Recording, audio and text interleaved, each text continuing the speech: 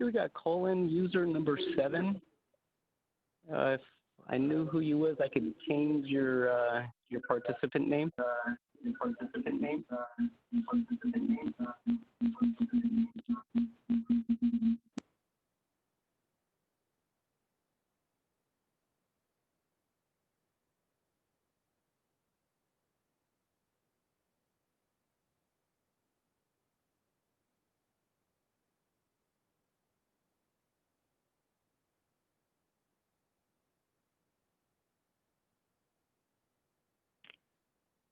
This is Steve Miller. I'm on the line now.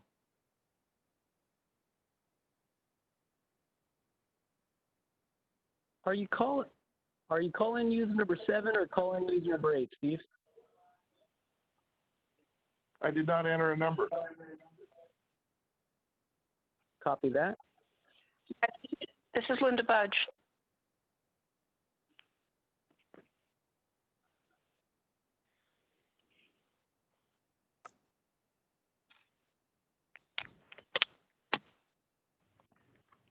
Hi, this is Don Natoli. What's happening, Patrick?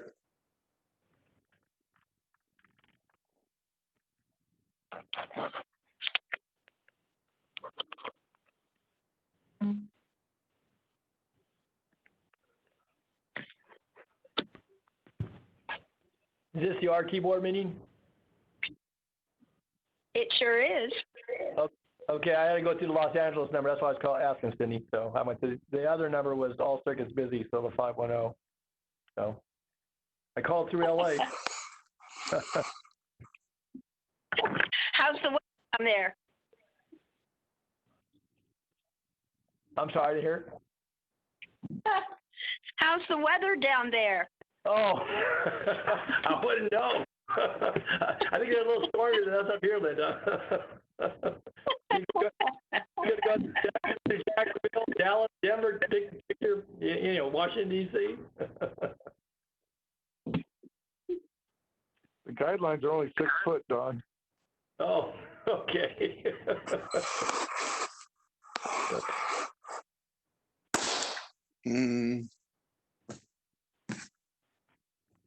Hey, Rick. How y'all doing? This is Jeff. Doing fine, Jeff. Okay.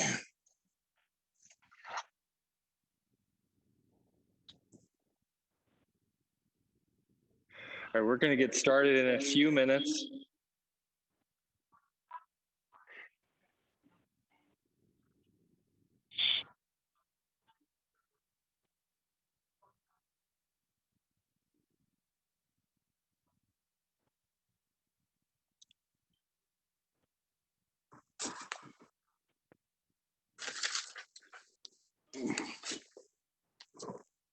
We're just adjusting audio here in the room.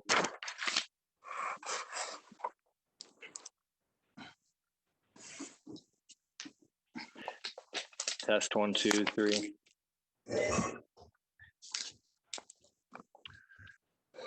Is it Rick, it's nice to see your face. Only seeing Rick Jennings as the only other video participant?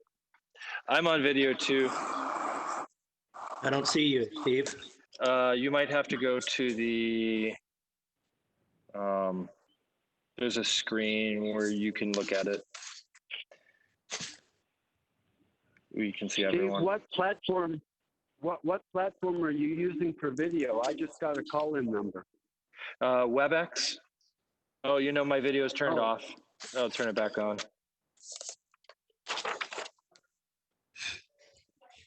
There you go. Is WebEx an app? It is. It's easy to download. Okay. And for those of you that might have trouble, yes, you can do it while you're on there. Download it while I'm on the call? Yeah, as long as you're on Wi-Fi. Okay, I'm going to try it now.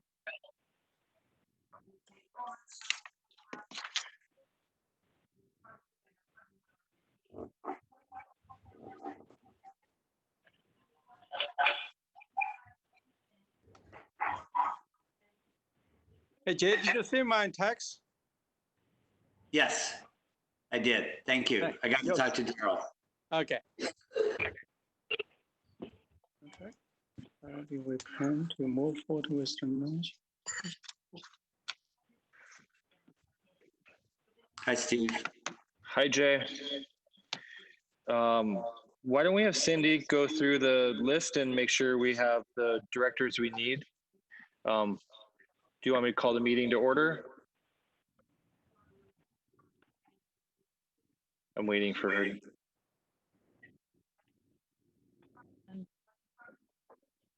Okay. Let's call this meeting to order of the Regional Transit District. Madam Clerk, please call the roll. Yes.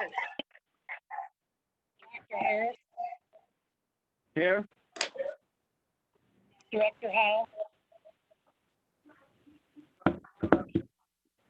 Director Hume, Here? I believe I can't hear you very well, Cindy. Director Jennings, That's better. Jennings is here. Director Kennedy, Here? Director Miller. Here.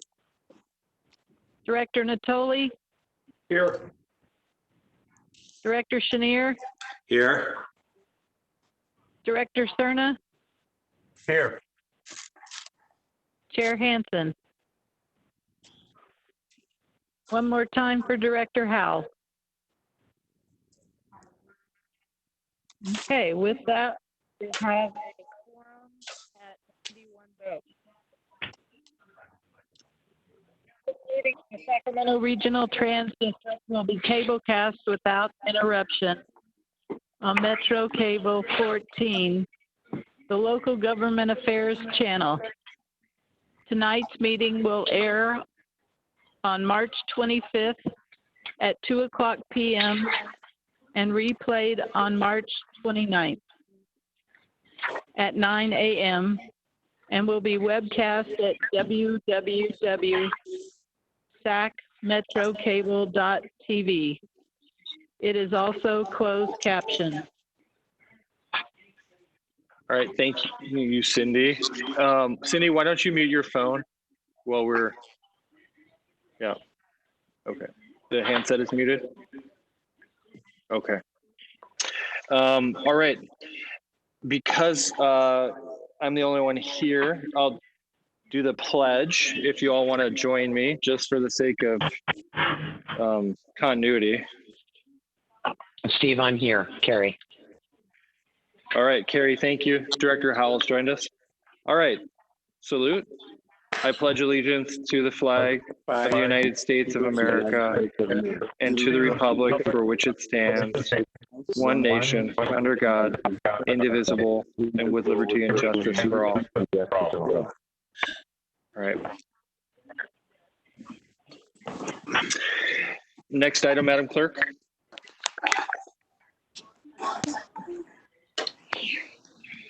The next item is the consent calendar, items 2.1 through 2.6.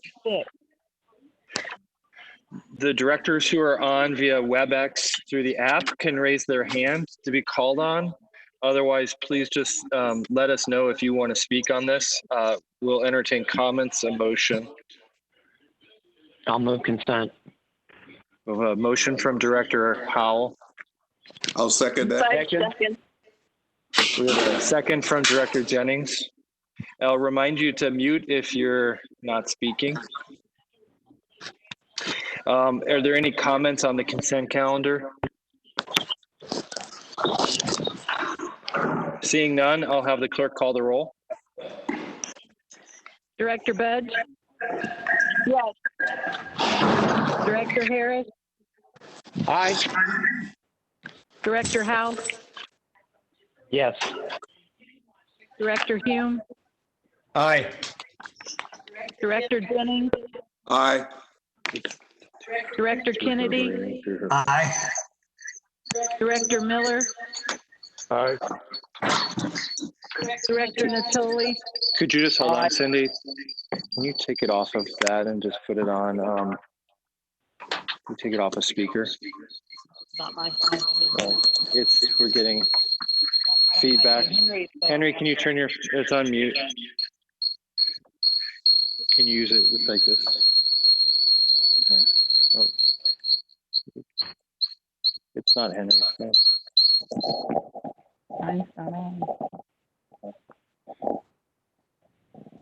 All right, we'll try that again.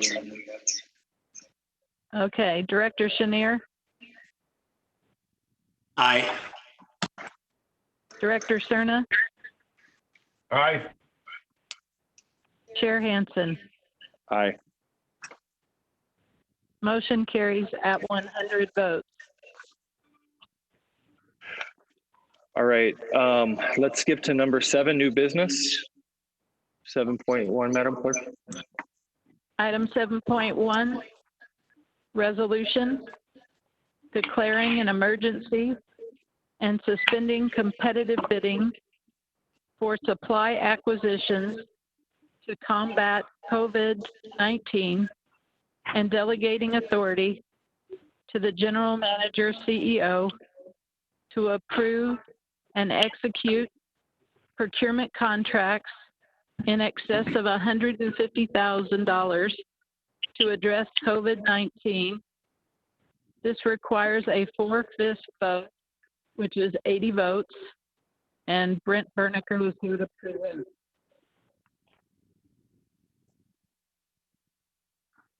Okay, good afternoon, Chair Hansen and members of the board. This is Brent Berniger, VP of Finance, CFO at SACRT. As Cindy said, this item is going to assist staff and executive management with accelerating the procurement process to assist with purchasing critical, necessary items to address the COVID-19 issues as they arise.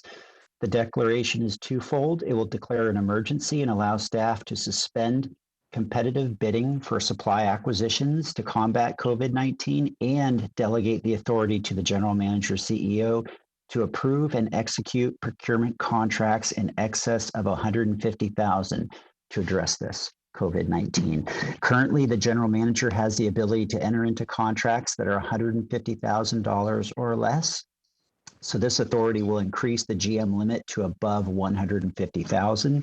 Staff believes that because this has been declared an emergency by the governor of California, it is necessary for staff to temporarily suspend bidding rules and allow the GM to enter into contracts to prevent SACRT from missing opportunities, as well as getting purchasing done as quick as possible. As always, staff will seek the most competitive pricing, and staff will evaluate pricing to ensure that purchasing is reasonable and is necessary. Are there any questions about this item? Don Natoli, I have a question. Yeah, go ahead, Director Natoli. Yes, just for Brent or Henry. So we're going to suspend 150,000, but you don't give us any cap. Are you going to go up to $500,000, or does this allow for, if you had to spend $1 million, it gives that authority? I guess I'm just curious, is that one thing to pull the cap off under the circumstances? I support that, but you don't. And again, I don't want to be artificial about it, but how much latitude do you need? Or I'd rather we talk about having some sort of a cap. So that's actually a good idea. Yeah, I don't want unlimited cap. Right. Yeah, I think Director Natoli, you're correct in your assessment that we did not put a cap on this initially. I think that the concern was that if there is an item that is going to be significant, we won't know what that is initially, but I am comfortable with you putting a cap on this, as you would want some level of protection. Some of the purchasing that I've seen recently have been as high as about $500,000, and some of that purchasing has been for the licensing of software, and you can kind of imagine that is the cost that is difficult to anticipate because we didn't anticipate the need for so many licenses. But so to kind of put this in perspective, I think chances are maybe a $500,000 to $1 million cap. I'm going to ask Jamie Adelman to give some comment as she deals with more of the procurement on a day-to-day basis. Jamie, can you comment on that?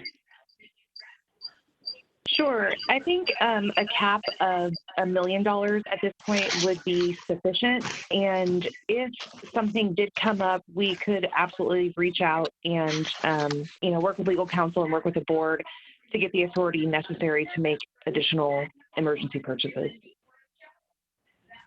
Okay, that answers my question. I'm comfortable with up to $1 million.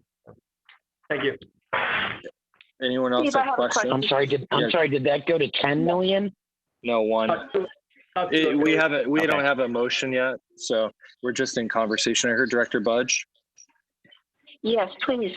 The way this is phrased, this is declaring a general state of emergency, or are we missing an opportunity by not doing that? The agency has the authority to declare an emergency. It's the other entities who would declare an emergency. Is that true, Olga?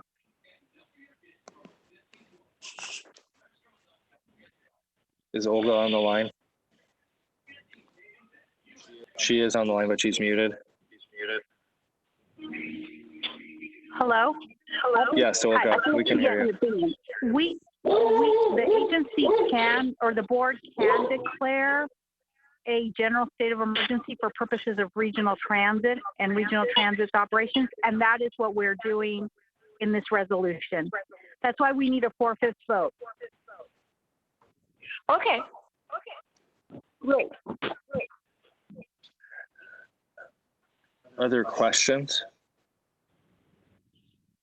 Yeah, my question would be, is there a circumstance where, and I apologize for the barking dog, is there a circumstance where the ridiculous amounts of money that we seem to be spending for software licenses, that is starting to look like usury to me.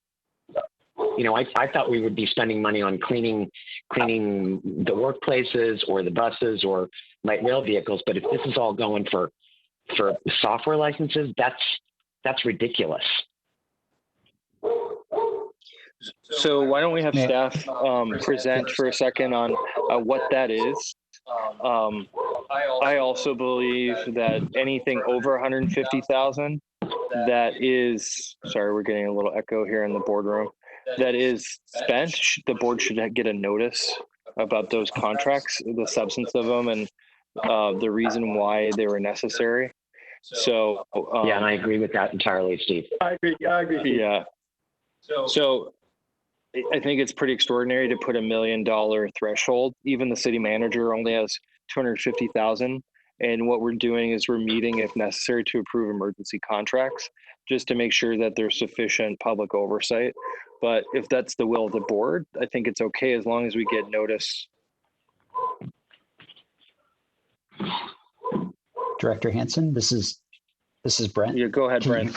Okay, sure. So just some comments on the recent licensing purchases that we've had.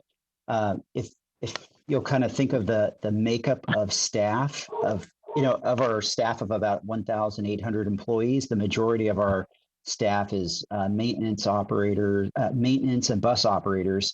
The amount of Citrix licenses, this is for the ability for people to work from home from an admin perspective, was very limited. We conserved as many licenses as possible.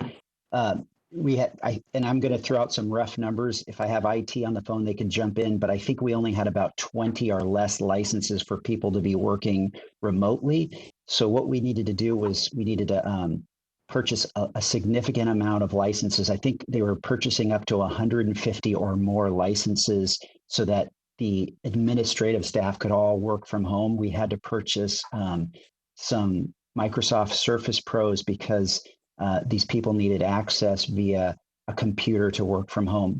So there was a lot of purchases that are being done that were not needed prior to this situation. But if IT wants to jump in and give some more perspective on some of the licensing, I know when I've been speaking to our AVP of our IT structure, she's been getting very good pricing from that standpoint. I think it's been around a 60% discount, but I'll stop there. Just one more thing to add, though. our staff contact the city or county who's also using WebEx and other platforms to see if we could piggyback on those contracts? Yes. Hi, Steve. This So is Cindy Adelman, AVP of Finance and Treasury again. And to answer that question, yes, we have been actively looking for cooperative agreements to ensure that we are getting competitive pricing on all of the items that we've been purchasing to date. And in total, at this point, we've spent about approximately $700,000 towards the COVID-19, and obviously that number is going to keep growing. But and that's a mix of, like you said, Director Howell, the chlorine tablets, the machinery in order to fog the vehicles and clean the vehicles, gloves, safety materials, masks, cleaning supplies, disinfectants for the staff. So it's a mixture of items. And I think the amount that we're asking for, I don't foresee us having a single purchase of $1 million. I think it just gives us the flexibility, and we are actively tracking every expense that we incur associated with this. So that is something that we can absolutely report back to the board on. And my only other question would be, if we're actually having to buy hardware, do we have administrative staff that doesn't have their own personal computer at home? could I comment on I'm a that? bit shocked that we would have to purchase equipment for anybody that's expecting, that's an admin that's expecting to work at home. I can, Director Howell, I can Go ahead, comment Brent. on that. Go ahead, Brent. Okay. So a couple things. When you log in through, if people use their personal devices and log in through Citrix, there is a delay. So what you do is you run the risk of, you don't run the risk, you will have people working from home or working remotely at a much slower pace. There's a lot of problems that have been occurring. I've been seeing them over the internet and over the traffic with a Microsoft Pro, which is similar to it's a tablet essentially, the Microsoft tablet. You're able to get a much better connection. It's much more reliable. And then to add to that, what we're doing now is we're actually, instead of buying, we're going to have the people that have these Surface Pros, that is going to be their main workstation. The current workstation that many people have right now has been at least 3 years old. So when I talked to our IT department, what they said is that this is kind of working in conjunction with that plan to eventually migrate these people to Surface Pros, and that will act as their desktop as well. So it's serving two purposes.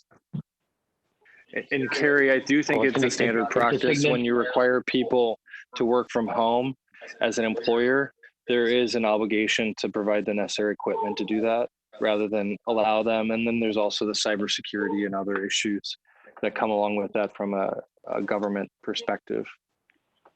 I've worked at home on and off for years, and never was the computer that I was working at home from the responsibility of my employer. Mr. Chair? Yes, Mr. Lee. Director Howell, this is Henry. You actually asked a very, very important question. And when we look at the work from home policy and to say what equipment we should provide to the employees, and we face this, we're kind of like a little bit reluctant to purchase this equipment for employees. However, because of we have to ask them to work from home. So that's something we feel we're obligated to do. That's why we purchased this. However, I just want you and the entire board to know that we are limiting our cash spending to the essential functions right now, because we expect we're going to have a cash flow issue or huge revenue loss issue down the road. So we're looking. Oh, that's not going to be down the road, Henry. That's going to be like in the next couple of weeks. Yeah, that's still down the road. Just for the sake of this, can we let people finish, and I'll call on people to be recognized? Henry, did you have anything else you wanted to say? I'm done, yes. Okay. Are there any more comments from other board members on this? Otherwise, we'll entertain a motion with the direction given on the two items. One is to limit the authority to $1 million unless somebody wants to lower that, and then to advise the board via email when procurements happen above 150,000 under this authority. I'll make that motion. I tried raising my hand, but that didn't work. Sorry, Director Hume. Thank you. My question is that this is per contract, not total procurement power. Is that correct? In other words, we're talking about a single purchase that would have to be in excess of 150,000 or 500,000 up to $1 million for a single purchase. Is that, am I understanding that Yes. cap correctly? Yes. Then I guess I would see that $1 million seems awfully high for that. I would be more comfortable. Jamie had mentioned that 500,000 seems to be what she's noticed with other agencies. I'd be more comfortable down at that level. And then my question would be for Brent or Olga or whoever, as far as, and this goes to Director Howell's comment about usury, is to what extent do we have any legal reckoning after things kind of calm down if somebody had, say, price gouged RT? This is Olga. So most of these contracts that we're entering into, we're only entering into 12-month contracts. So that will be a cap. And then we'll reassess. Our staff has been working hard over in IT to get good prices on this stuff. But, you know, you're right, we're not doing competitive bidding, so we're not comparing what's out there at this point. We're trying to, but we're not doing open competition. So Mr. Chair? But we are limiting our term. But I think to the point of price gouging, the price gouging is against the law under a declared emergency. And so I do believe under state law, there is recourse for price gouging. I think it is a criminal offense. But the evidence of that is different than the cost. One other point I'd just like to make, the board probably isn't as aware, but a lot of our systems and technology is very old. And I think the consequence of that antiquated, obsolete technology is that now we need to move. Sorry, could you please mute?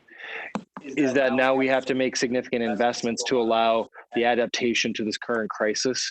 And it is unfortunate, but Henry wanted to add to that, but I think it is a symptom of the agency's deferred maintenance. And that's absolutely what's happening. We have to basically come up to a certain level and then expand. Yes, actually, I absolutely agree with Director Hume to reduce that limit from 1 minute to half minute. And I was step out to get my earphone. I did not hear that conversation. So I would like to propose a lower limit. I'll make the motion to approve raising the cap to 500,000. And that motion. with 1 second, and with the direction that anything over 150,000, the board get notified. Is that correct, Director Hume? If you would like to have that amendment, sure, I'll make that amendment. That's Okay, good thank with the you. second as well. Okay, we have a motion from Director Hume, second from Director Jennings.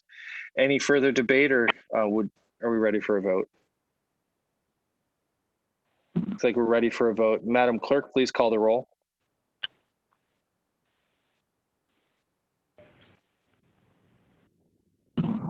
Director Budge, Yes. Director Harris, Aye. Director Howell, Yes. Director Hume, Aye. Director Jennings, Aye. Director Kennedy, Aye. Director Miller, Aye. Director Natoli, Aye. Director Chenier, Aye. Director Cerna, Aye. Chair Hansen. Aye. With that, the motion carries at 100 votes. Next item, item 7.2, resolution approving the Sacramento Regional Transit District Contagious Virus Emergency Service Reduction and Shutdown Plan, and Laura Ham is here to present.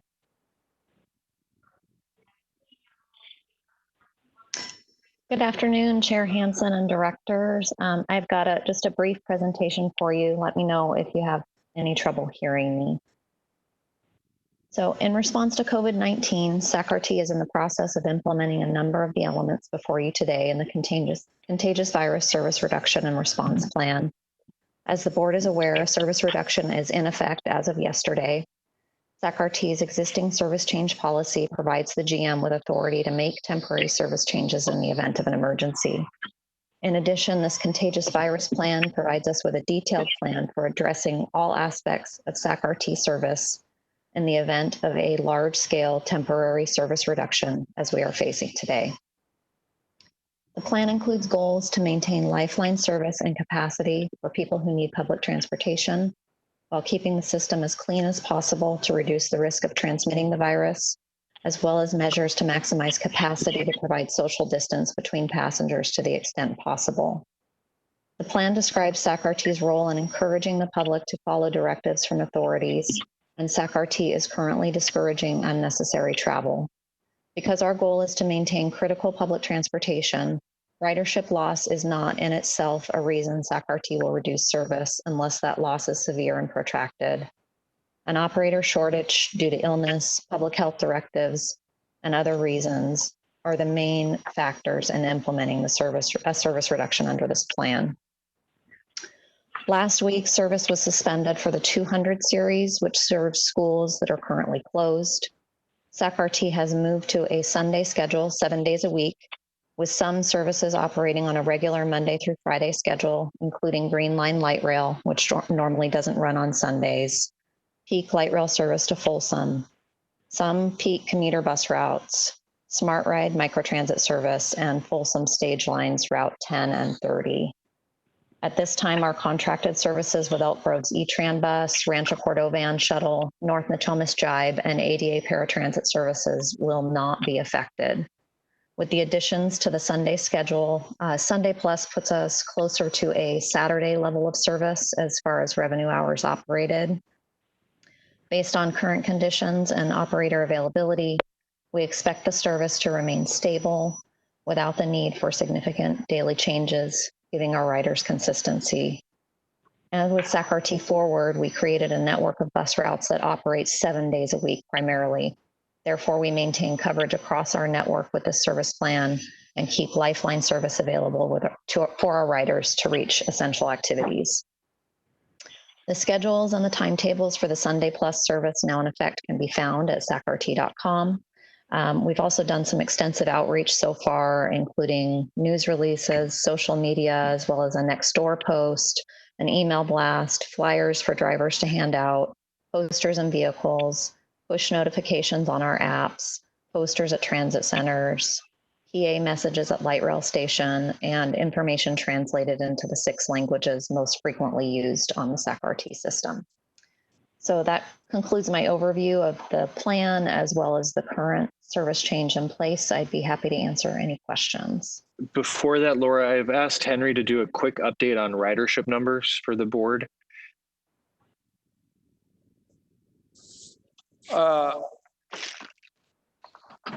Since last week, we see some significant ridership decline across all our service level, fixed routes, commute route, light rail, paratransit, smart ride. And by Friday last week, we see over about 60% of decline. And this weekend, Saturday and Sunday, we saw 50% decline. And today is the tipping day to say what ridership will look like. However, just an observation, compared to many other transit agencies, and the ridership declined, sometimes 70, 80%. we only saw about 60%. That means we have more dependent riders than many other regions. That's a basic ridership information. All right.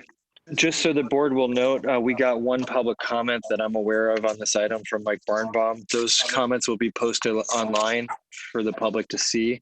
But I just wanted to let you know that we did get one comment on this. Mr. Chair, this is Linda. Yeah, go ahead, Mike, Linda. I was just reading the two, we actually have two comments. We got one from Jeffrey also. Yes, Jeffrey Tardigue, I see that now, thank you. That's right. But Mike's main concern is that there would be no circumstances under which regional transit would shut down transportation services, period. And I think Jeff's most relative issue is how this would show up on the message boards at the light rail stations. Laura, so perhaps Henry could. Laura or Henry? Or Laura could. Sure. So I did respond to Mike yesterday and explained to him that it's outlined in the plan that a total system service shutdown would most likely only be in the instance where an external authority orders RT to shut down. So that was the response to that question. However, we need to have a plan in place should that occur. So planning for the worst case scenario, essentially. Regarding the message boards, my understanding, and unless maybe Deborah wants to jump in, my understanding is that the message boards are going to be directing customers to our website for more information. Hi, this is Deborah. Where all the detailed timetables are placed. My apologies. Go ahead, Deborah. That is correct. We are telling people that there's a temporary reduced service in place and to check the website. Sounds good. Thank you so much, both of you. Mr. Chair, question? Yes, go ahead, Director Natoli. Yeah, thanks. Just a quick question. So on the Sunday Plus schedule, and I think Laura noted it in her report, but I'm just curious. So we temporarily suspend bus routes 105, 134, 142, and Route 20. Just understanding behind why we suspend those altogether.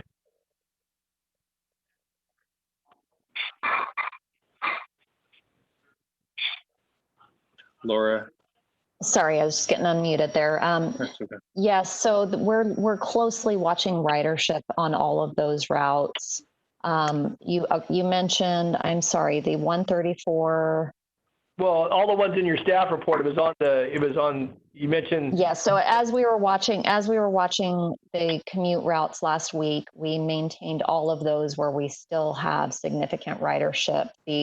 Those two had just a couple of riders apiece on each of them, and the Route 20 is primarily a school route. Okay. So 105 with Elsie, which goes by some of the senior and apartment complexes. Understanding folks have a stay-home order, but if this gets prolonged, we would then look at that because people may still have some need then, depending upon where we go with the health order and so forth, to get out or get to work if people are in between employment and so forth. And I guess 134 may be the same. I'm not that familiar with that route. But yes, and I believe it's other overlapping services available as well. Okay, because the 105 connected to the hospitals, did it not? I mean, that was one of the things that on the east side of 99 there in the Calvine, obviously Gerber vicinity, but it didn't also make connections. It could get people to health facilities and health appointments. I think that was a part of our discussion when we were talking about bus routes a year ago. Yes, and let me look into that and I'll get you back a little bit more information, but I believe it's because overlapping services are available and the ridership was extremely low on that service. Okay. And like Laura said, we're watching the ridership on a daily basis. We can always adjust the schedules anytime. Okay. All right, that's good. And just one final, then on the Airport Express, that was one that was recently added. So you still have service to the airport, but it just won't be the express service, or no? So no, we don't have that Yes, no, that route is discontinued at this time. The YOLO bus route 42, which parallels our route, is still running at this point on its Saturday schedule. That was a route where we were seeing 0 riders as well. Okay, so that one's discontinued for Suspended. Suspended. Okay. Suspended temporarily. Yes. All right. Okay. Very good. Thank you. Other questions from directors? I have one point of clarification for the plan. Laura, this is Chair Hansen.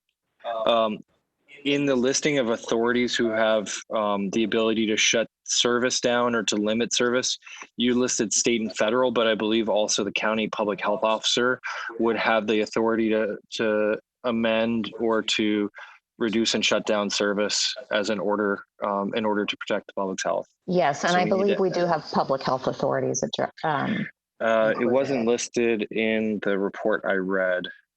Okay, we'll take a look at that. Any other directors have comments? Otherwise, we'll entertain a motion. Move approval. We have a motion from Director Budge. Second. Second from what sounds like Director Hume. Correct. All in favor? Roll call, sorry. Director Budge, Yes. Director Harris, Aye. Director Howell, Yes. Director Hume, Aye. Director Jennings, Aye.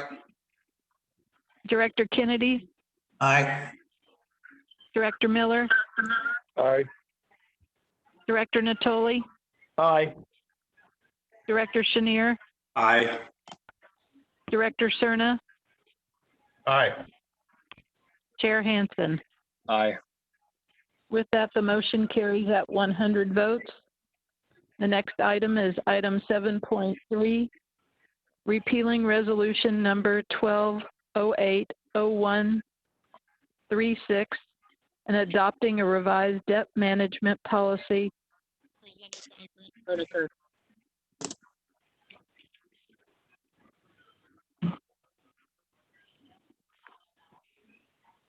Brent? Sorry about that. As noted in the staff report, the first goal is to update SACRT's debt management policy. The policy is required under SEC Rule 15C2-12 to ensure that SACRT has guidelines in place for the issuance and management of SACRT's debt. The updates were minor modifications needed to bring the policy up to date. And also we've included some notices of material events under the continuing disclosures agreement. And we've updated, there's been some other minor updates for industry best practices. The next piece of this, the next section of this issue paper, which is really good news here, is to give some board some good news as it relates to refunding opportunities for our 2012 Farebox issuance. In addition to this, the goal is to inform the board on the direction staff would like to proceed as it relates to some refunding opportunities. As currently as it stands, the outstanding bond issuance balance is approximately $45 million. Our first available call on the bonds is September 1st, 2020. And with current market conditions, we have a great opportunity to refinance these bonds and create some significant savings. We have a couple of options when we do this refunding and refunding. First is the savings can be spread evenly over the remaining life of the bonds, which is about 22 years. And then the other option is to front load those savings over the first 5 years to provide more immediate budget relief. And this is what staff's preference is. The current annual debt service that we pay each year is $3.2 million. With the current economy and the state of our facilities, I want to just kind of bring up that we're pushing to actually do the latter, which is to do this over a 5-year period. We have some serious unfunded capital needs where we need some front loading of the savings. To do this, we would generate about $1.5 million of savings per year for the first 5 years. These projects that we're looking at are the admin campus and the bus maintenance facilities. The admin campus is currently spread over 4 buildings. 3 of the 4 are owned. The 4th one is a leased building for our HR folks. These are all in need of significant repairs. Any of these repairs that we're doing would not add to the value of the building, as many of these are roof repairs, carpet repairs, things like that, that just over time have been neglected. These costs for these repairs are actually very significant. Some of the estimates I've heard has been around $600,000 to $900,000. And so this the money that we'd be putting into the building would not add any long-term value and just be a waste of money. So we're actually looking to find opportunities where we could actually consolidate our admin offices and either lease or purchase a single building. And this could provide us immediate improvements and efficiencies. Then again, the other option is we could take this refunding early call and spread the savings over 22 years. The savings per year would be about $600,000 per year. But the $600,000 wouldn't be significant enough to make some of these improvements that we've discussed. With that, I'd like to turn this over to SACRT's trusted financial advisor, Darren Hodge. Yes, sorry. Yes. You're on mute, Henry. Okay, I'm mute. Okay. I think before I ask our consultant to speak, let's say if our board has any questions, then we can ask our consultants to answer. Otherwise, we may not need our consultant to speak. And another thing we want to do the first 5 year saving is we can likely use this fund for the operating use too if we're going to face some significant operating shortage, the funding shortage. Yeah. That being said, just Mr. Chair, to say if any board members have questions. Board, would you like to weigh in on this?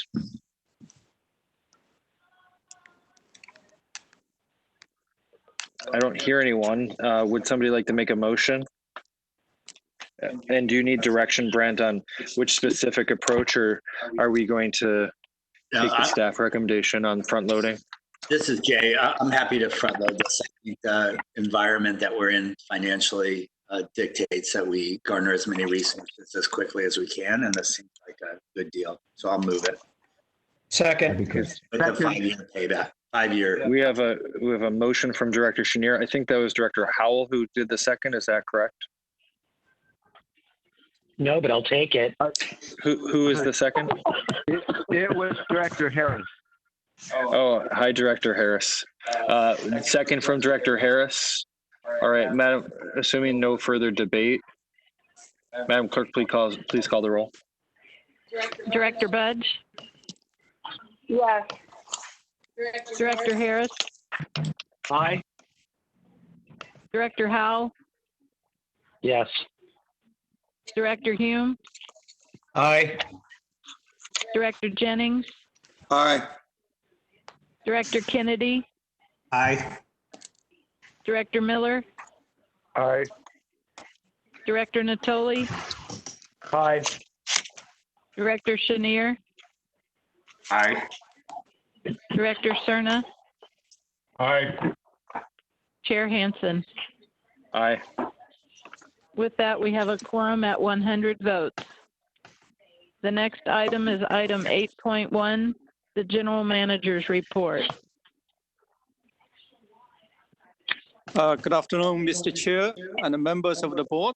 Let me begin by updating you on SACRT's response to the COVID-19 outbreak.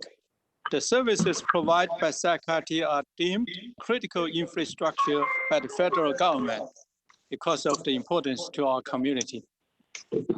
Public transit is still necessary for American workers who do not have paid leave or whose jobs are still essential during emergencies. We are following the orders from government authorities, including county and city authorities, health experts, and we are adapting to life under the statewide stay-at-home order. SACRT continues to take proactive measures to slow the spread of the virus, including sanitizing and fogging our buses and light rail vehicles every day. We are cleaning all touch points and providing employees with hand sanitizers, disinfectant wipes, and disposable gloves. We're reminding riders to maintain a social distance of at least 6 feet. We're continuing to update our website, social media, and other communication tools to ensure riders have the most up-to-date information. And the health and the safety of our employees, customers, and the community has been our top priority. With that, it's the forefront. And let me just talk a couple items. We talked about ridership, we talked about our service change, and we are working with unions on a daily basis to come up with some agreement. And we signed a MOU with ATU that really helped us to move to the Sunday Plus service within 3 days, to change a mode from 4 service to 3 days, which normally takes a month to do so. Really appreciate ATU leadership. Another point I wanted to brief is the financial impact. And we're currently evaluating the revenue losses and the increased expenditures now and in the next couple months. Based on the peer study and the analysis, we expect that during this calendar year, we will lose revenue of close to $85 million and incurred additional cost of $15 million, with a total loss of close to $100 million, which is about half of our entire annual operating budget.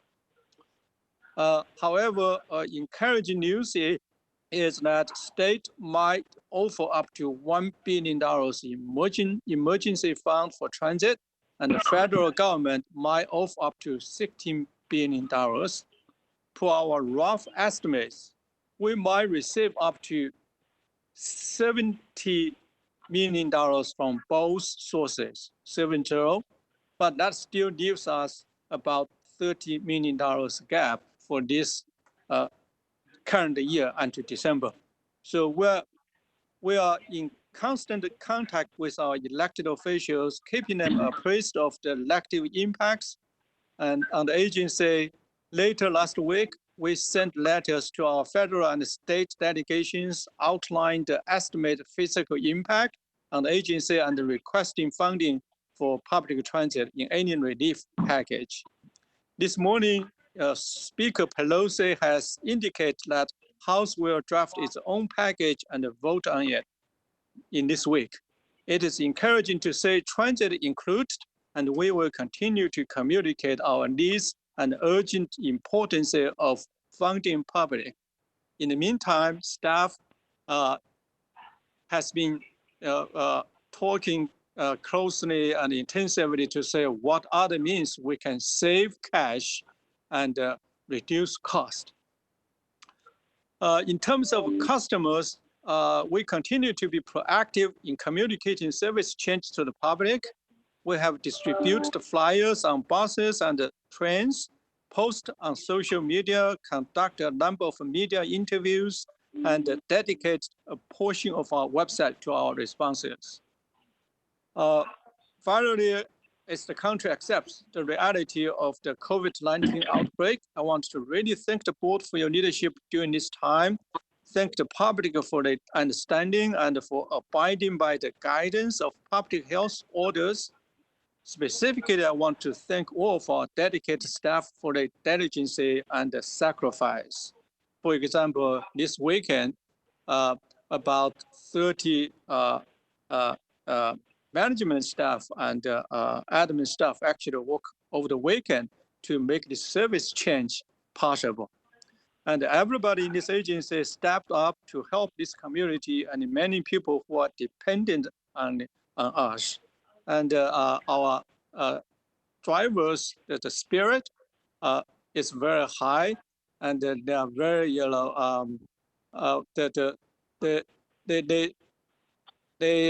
they stay on the job and even though they face some difficult situations, they still, come to work. So with that, thank you everyone, and please stay safe. Mr. Chair, back to you. Thank you, Henry. Are there any questions or comments from the board?